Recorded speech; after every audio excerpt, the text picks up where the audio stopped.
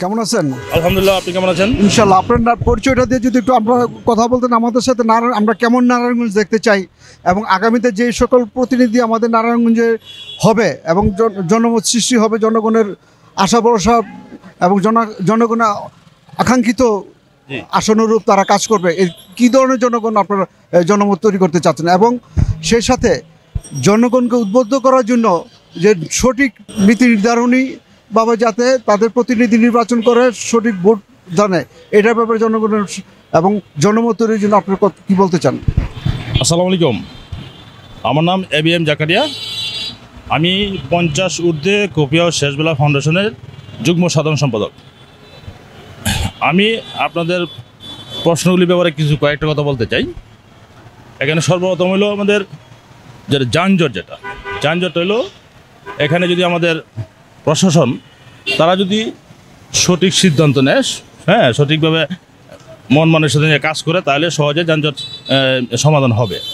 এখানে দেখেন কিছুদিন আগে যখন ছাত্ররা স্কুল কলেজের ছাত্ররা যানজট নিরসনের কাজ করছে, তারা যদি পারে যানজট একটা সমাধান করতে, তা আমাদের প্রশাসন কেন পারবে না? প্রশাসনের নীরব থাকা যাবে না। সর্বস্তরের প্রশাসন যারা আছে তারা সম্মিলিতভাবে নিজেরা চিন্তা ভাবনা করে সুন্দর মানে বেরিয়ে আস্তে আস্তে এটা করতে হবে। আর এখানে শহরে যারা বিত্তবান ব্যক্তিবর্গ আছে তাদেরও কিছু এটা উদ্যোগ আছে যানজট কেমন নিরসন করবে। যেমন আপনার ধরনের শহরের ভিতরে ট্রাকের একটা স্টেশন আছে, যেমন নিতাইগঞ্জে, এগুলি সরাইতে হবে। অনেকগুলি পরিকল্পনা আছে, এগুলি আমার বলার ইচ্ছা আছে কিন্তু সব বলতে পারতেছি না।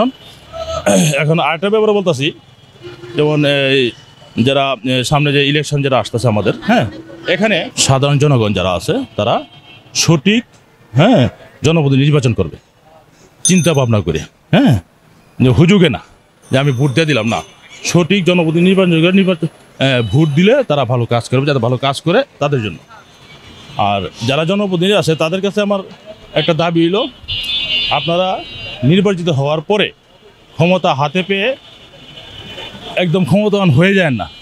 আপনার তৃণমূল যারা আছে, নেতা কর্মী সাধারণ জনগণ, তাদের পাশে দাঁড়াবেন, তাহলে একটা দীর্ঘস্থায়িত্ব আপনি পাওয়ার পাবেন বা শক্তি পাবেন।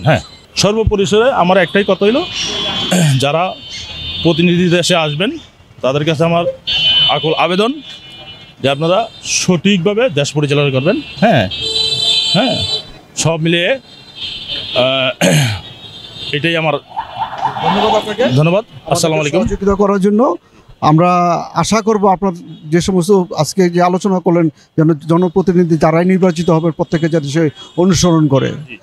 ধন্যবাদ আপনাকে। জি, আসসালামু আলাইকুম। NN টেলিভিশন থেকে আসছি। আমরা কেমন নারায়ণগঞ্জ দেখতে চাই এটার বিষয়ে আপনার সাথে দুটো কথা বলবো। আপনার নাম পরিচয় দিয়ে যদি একটু বলেন।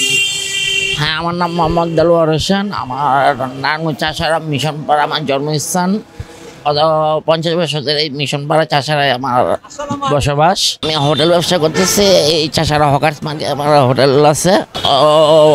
যানজট ব্যাপারে আমি এটা কথা বলতে চাই, এই যানজট যে আগে এরকম ছিল না।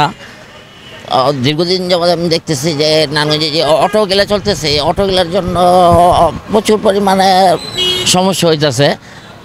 অটোগুলা প্রচুর অটো শহরে ঢুকছে, আর